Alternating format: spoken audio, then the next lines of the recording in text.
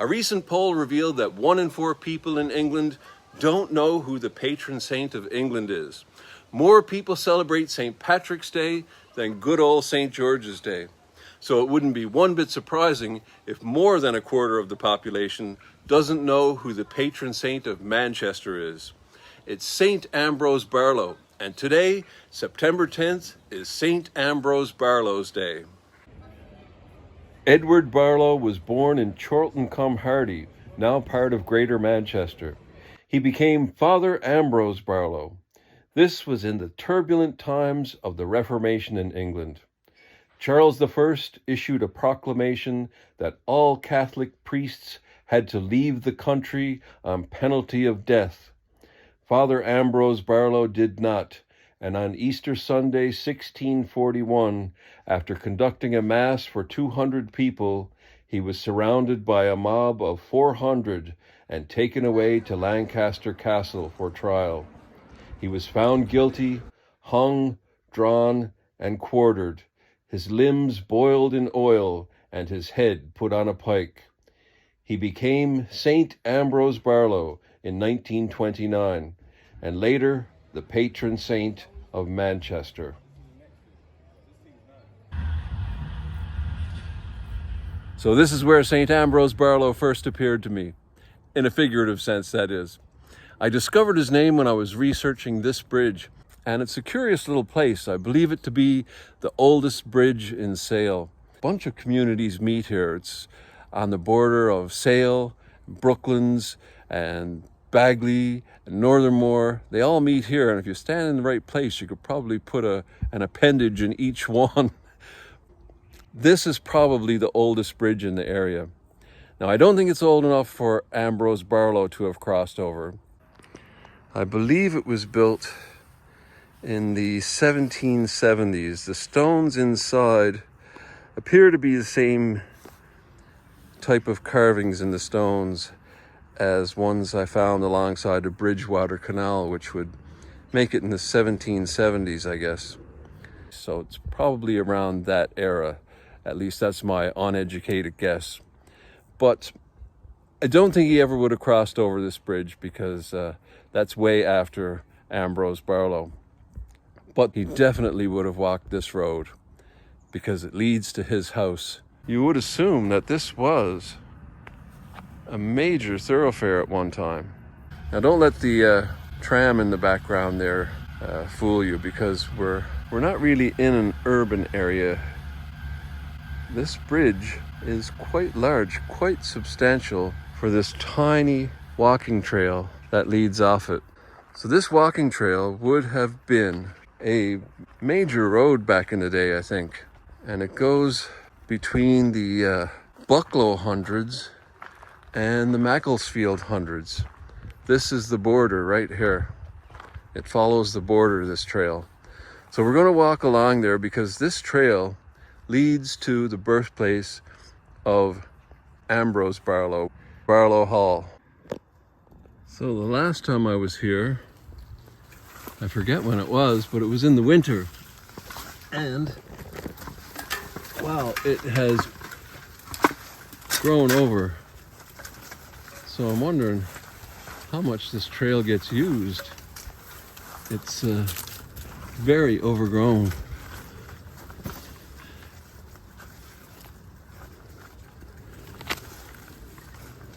Hopefully it clears up a bit as we go along. So back in the day, this would have been like a major road, I think.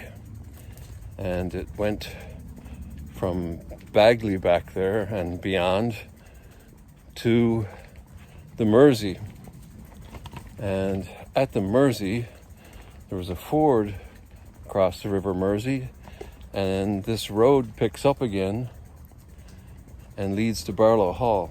You have to do a lot of back and forth between the modern maps and the ancient maps to find out where this trail goes. But here's our bridge, and this is the trail that follows the boundary between the Bucklow 100 and the Macclesfield 100. follows this tree line.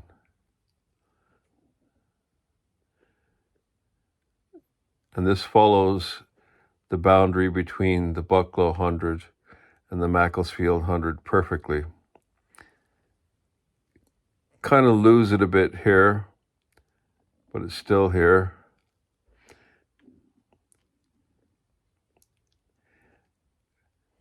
Comes across here. It even follows these tree lines in these fields. These still exist on the maps, on the ancient maps.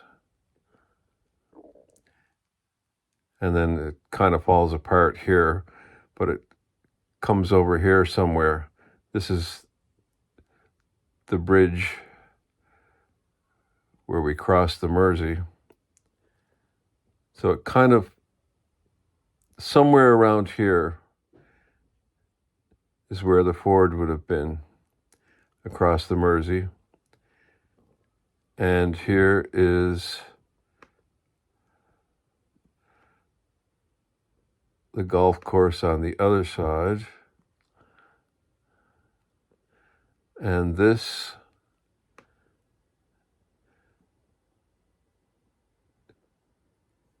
is Barlow Hall.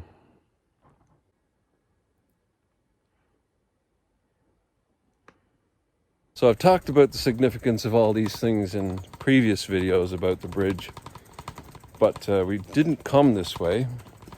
I explained it on the map, but we didn't actually walk this way. So today I'm going to walk this way and carry on to Barlow Hall. So there are clues in names. Boundary Grove.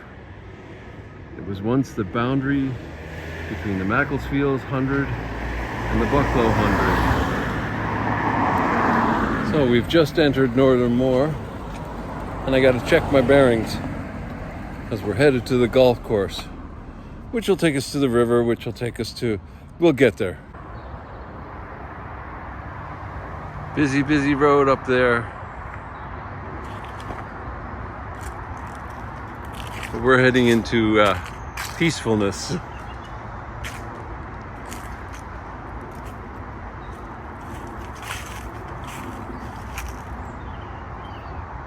So the road from the bridge probably led some way this way. I don't know exactly the route, but the trail was picked up on the golf course in Chorlton-cum-Hardy. So this is another lovely mess I've gotten us into. I've never been on a pilgrimage before, you'll have to excuse me.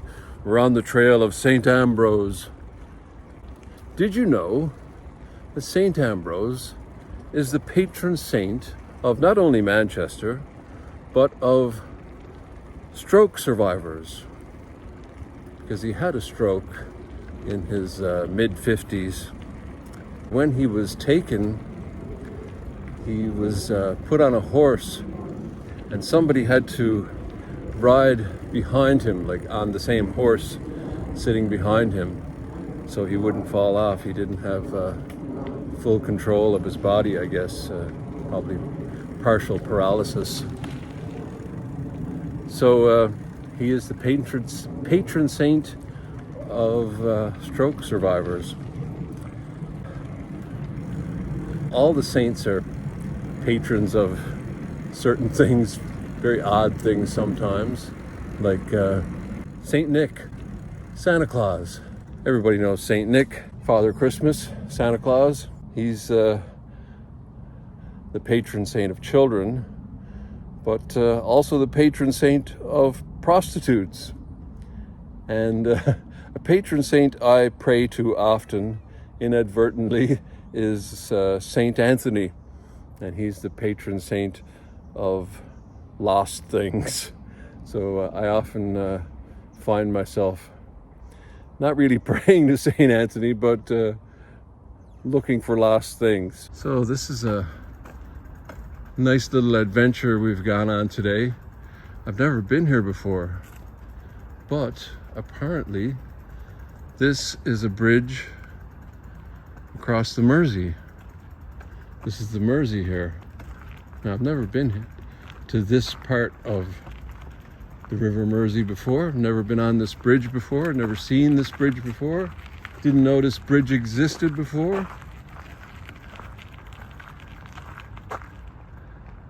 That kind of stuff happens on pilgrimages.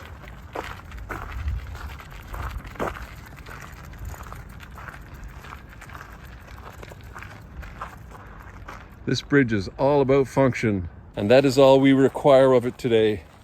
We need to get to the other side. I'm sure Edward spent some time hanging around the Mersey as a young fellow. He just lived over this way, and I'm sure he wouldn't recognize this Mersey. It's a lot different than it was in the 1500s, in the late 1500s. It would have been a lot wider. The banks wouldn't have been as steep. This has all been built up and fortified to prevent flooding. And he wouldn't recognize this. So the trail that we followed from our bridge way back in Bagley ended up somewhere here on the Mersey. And probably around here, there was a ford in the river that would have been, as I said, easily crossed back in the day when the river was wider and not as deep and fast flowing. You can see all these stones are square and concrete. All this stuff was dumped here to fortify the riverbank. It's a damn shame that you can't jump in there. It's awfully inviting.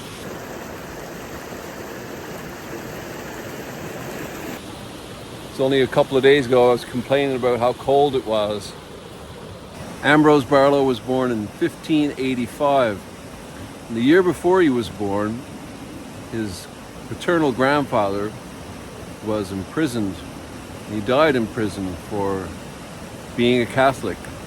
The Barlows were reluctant converts to this new Anglican or Church of England, and his father had 2/3 of his estate confiscated. Lancashire and its gentry were largely Catholic during the Elizabethan era. They resented being forced into a state religion by a woman, no less. There were real threats posed on the Queen and later on the King. We all remember the 5th of November.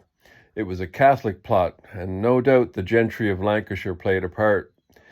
This was the time of the Spanish Armada, and it was feared that Spain would take advantage of Lancashire's loyalties to Rome and their shared Catholicism. So much so that some of the earliest surviving tactical maps of Lancashire were drawn up. Note the little crosses. These were known or suspected Catholics. The one with the red circle is where Ambrose was eventually seized and taken away to jail in Lancaster Castle years later. It was around this time that Alex Barlow sent his sons William and Edward to France and Spain to become Catholic priests.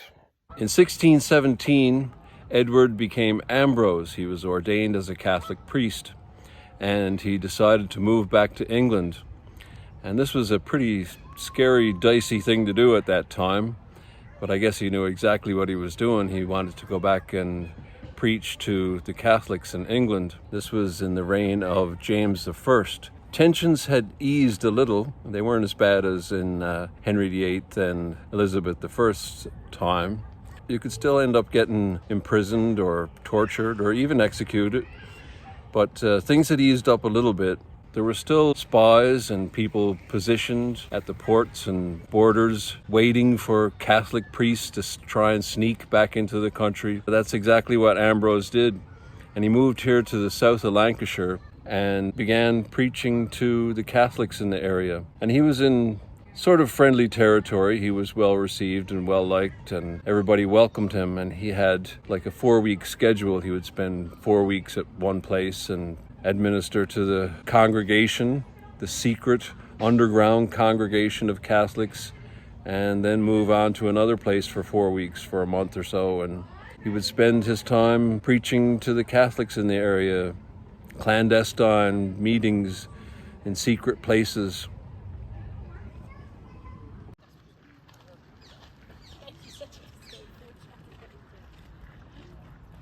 I'm guessing that road sign was a lot easier to see at one time.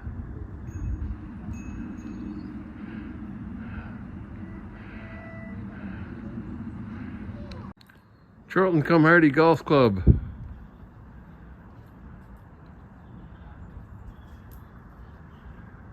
This is the Charlton Cum Hardy Golf Club, Barlow Hall.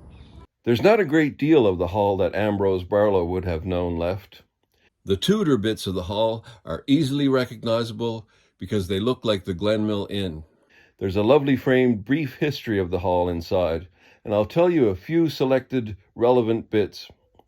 There was a fire in March 1879 that destroyed the better part of the hall.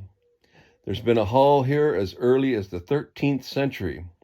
The house was rebuilt in 1584 by Alexander Barlow, Edward's grandfather. Now remember, Edward and Ambrose are the same person. I just can't bring myself to say Ambrose's grandfather. It just doesn't sound right. Ambrose's doesn't even sound like a real word. The sundial bears the date 1574. The Latin inscription translates, "I am ruled by the sun, you by the shade." Some of these dates conflict though. On January 15th, 1585, the hall was searched by priest hunters. They would have been searching for Catholic priests hidden in priest holes. Priest holes, or priest hides, are a fascinating subject. Leave a comment if you'd like to learn more about them. They were ingeniously disguised hiding places for Catholic priests. Anyway, they didn't find any. They probably suspected with all the renovations going on, there was bound to be priest holes built into this known Catholic's home. They were quite common, and the framed letter says there probably weren't any, but there is a subterranean passage that leads to the Moseley home about a mile away. I think it's unlikely that Alexander Barlow would not have one or several priest holes in his house. If he didn't, Ambrose's father certainly had one installed. You're going to have priest holes in your house if you have two Catholic priests as sons roaming around the country performing Mass. But it's not surprising that none have been found. The way some of these are constructed makes them very difficult to find. When was the last time you tried to pull up a stair tread in your house? And that's only one example. No two are alike.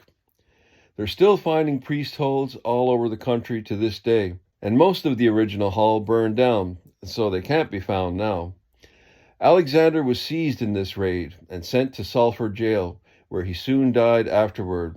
In one version of our story, it says it was from the room above this window that Ambrose was seized and dragged to his trial and execution, but the Morley Hall version is generally thought to be the correct one. This lovely window is thought to have served as the altar end of the hall's chapel.